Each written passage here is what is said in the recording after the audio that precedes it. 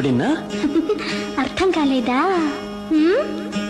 ఏ తీగ పువ్వునో ఏ కొమ్మ తేసినో కలిసింది ఏ వింత అనుబంధమౌనో తెలిసి తెలియని అభిమానమౌనో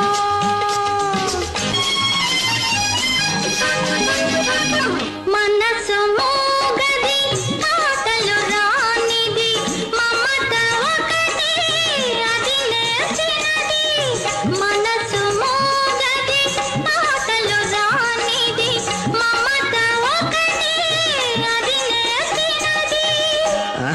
అప్పుడియా పెద్ద అర్థమైనట్టు.